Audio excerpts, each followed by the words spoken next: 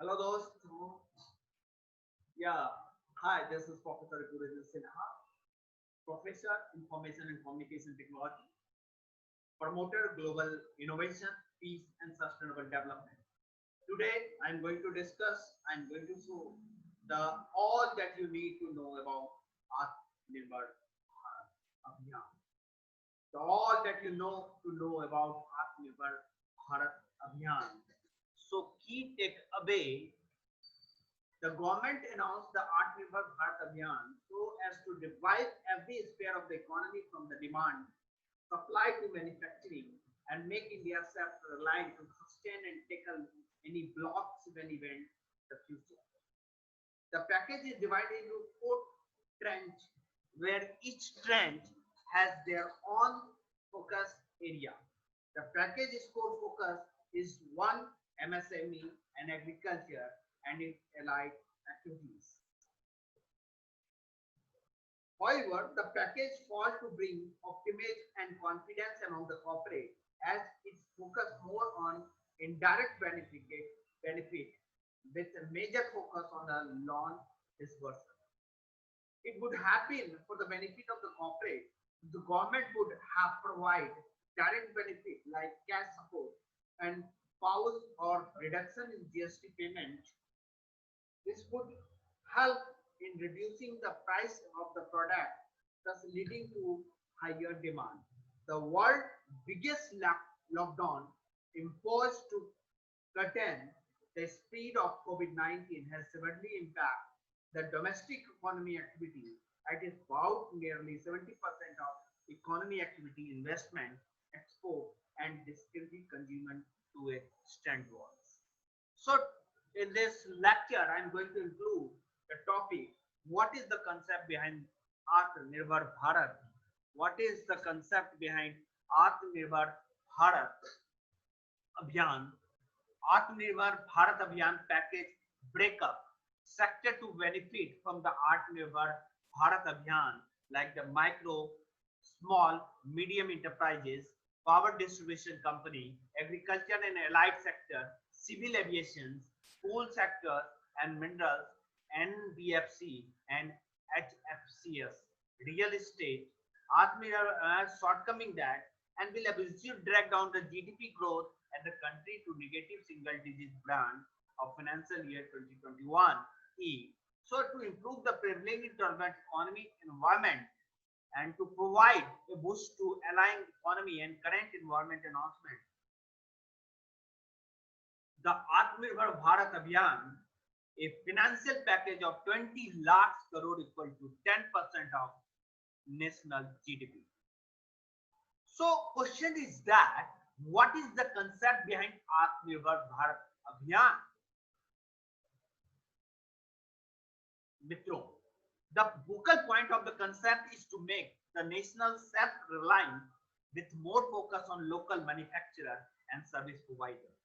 This will strengthen the economy, improve the standard of living, and most importantly, improve the direct deficit and the expense balance of the economy or country, making the country self-reliant in all aspects from the manufacturing to supplying.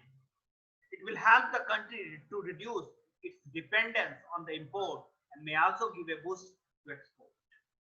The fall in import will help reduce the trade deficit and will eventually lead to trade surplus and will also ensure that country is able to sustain and tackle any breaks on event that may emerge in the future. As per the Prime Minister Narendra Modi, the fiscal stimulus will help revive every sphere of the economy from the demand, supply, or manufacturing. This package will focus on land, labor, liquidity, and law. So as to achieve self-reliance, the relief measures were announced entrenched by the Finance Ministry Nirmala Santiraman or Nirmala Sitaraman. Atmanirbhar Bharat Abhiyan package breakup. If we are going to talk about the Atmanirbhar Bharat Abhiyan package breakup, then no, let us look at the corporate breakup the package launched to make self-reliant amid and COVID-19 time. So tendency number one, this set of relief measure are worth 5,94,540 crore and including funding as well as loan guarantee from for MSME, SS, NBFS, HFC, FC, DISCOM, contractor, real estate, and salary worker. And another area is the 22. This set of relief measure are worth 3,10,000 crore with focus on migrant worker, small farmer, street vendor, and poor. This is a very good concept behind the Atmanirbhar Bharat Abhiyan package breakup. So, implement the principle of economy with microeconomic strategy conceived by the market expert is saying like that. And third area is the 23. These sets of relief measure are worth 1,50,000 crore. The core focus of this measure is on the agriculture and allied sector like dairy, animal husbandry, and fishery, so as to strengthen the overall farm sector. Tendency number 4. These sets of measures are worth 48,100 crore with a focus on 8 critical, which are coal, mineral, defense production, aerospace management, social infrastructure project, power distribution company, space sector, and atomic energy. You are able to thinking that these are the cases of funding Atmanirbhar Bharat. You may see that taxi crore is a 5,94,550 crore for the funding and the loan guarantee for the MSME, NBFS, HFC, DISCOM, contract and real estate and salary purpose. Another area is the track is 2, that the 3,10,000 crore focus on the migrant worker, small farmers, street vendor, and the poor. Tendency number 3, 1,500 crore focus on the culture, agriculture or the allied activity like the dairy, animal husbandry, and fishery. Tendency 4, 48,100 crore focus on 8 critical sectors like the coals, minerals, defense production, aerospace management, social infrastructure project, and power distribution company. So the question is that sector to benefit from Atmanirbhar Bharat Abhiyan.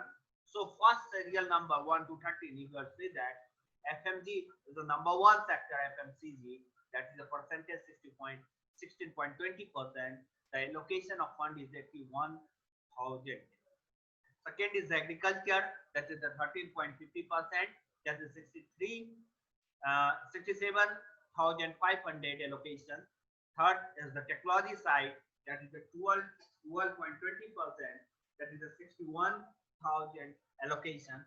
Fourth is the financial sector, that is the 11.70%, that is the 58,500, means the 58,500, and communication, services, chemicals, energy, consumption, durables, automobiles, minerals. That source is the Captabila Global Research Limited. They created a research. Based on that, we are going to share this statement. So, first sector is that one micro, small, and medium enterprises. Info kya mila? The scheme major focus was MSME sector and its development, as there are about 67 million MSME operating in a non-agriculture sector in India, and providing substance to a large proportion of the population. The government will offer 3 lakh crore as a collateral fees or unsecured loans to MSME with the annual turnover of 100 crore or outstanding loan of 25 crore. The loan tenure will have tenure of 4 years with the momentum period of 12 months. Additionally, 20,000 crore loan will provide to stressed MSMEs.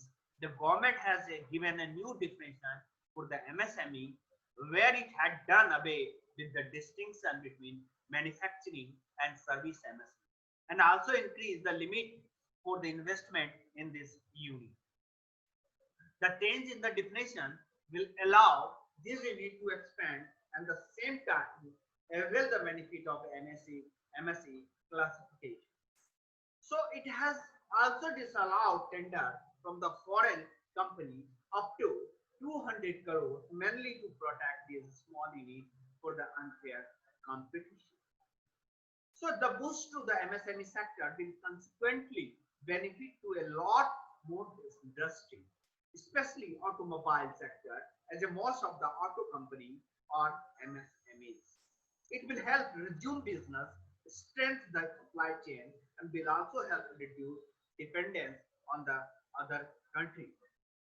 Second point is the power distribution company. Government will provide 19,000 crore bailout to cash provide DISCOM and independent power providers or producers. DISCOM functioning in the union territories are expected to be privatized so as to strengthen as well as bring efficiency to the entire sector. This provides stability to the state power sector. Number 3, agriculture and allied sector. The fiscal assistance will focus on improving the farm gate infrastructure like warehousing, cold chains, post-harvest management infrastructure, dairy infrastructure, along with investment in cattle feed, bread keeping, and herbal and medicinal plants. National Bank for Agriculture and Rural Development, that is known as the NABARD, will provide a financial facility for the funding agriculture infrastructure project at the farm gate and for the cluster formation across all levels. Thus addressing fund gaps in the supply chain and also make value-added local product its global market. Thus addressing the fund gap in the supply chain and also make value-added local product its global market. It will launch Pradhan Mantri Matsya Sampada Yojana for the government development of marine and inland fisheries. This is another big gift to the Indian nation. This will help to fill in the gap in the value chain. It will also lead to additional fish production of the 70 lakh tons in the next 5 years and provide employment to about 55 lakh people.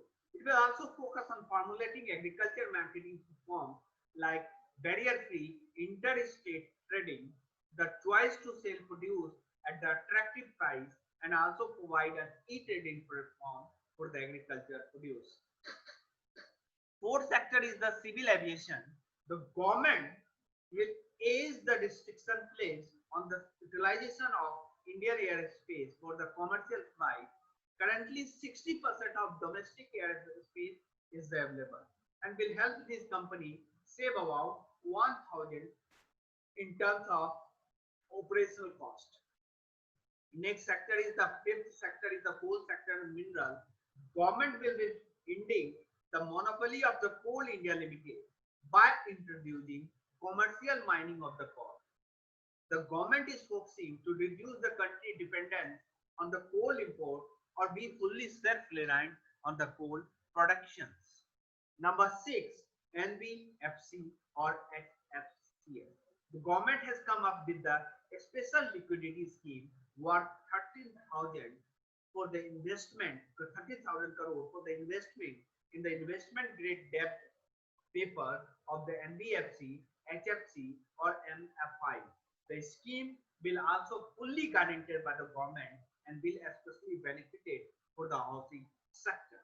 A partial credit guarantee scheme will also be allocated for the NBFCs, where the first 20% of the loss will be borne by the government, thus providing the required liquidity support essential for the smooth functioning of the sector. Next very big sector is the real estate. Government also work on that. Government are going to give the big breakup to the real estate also.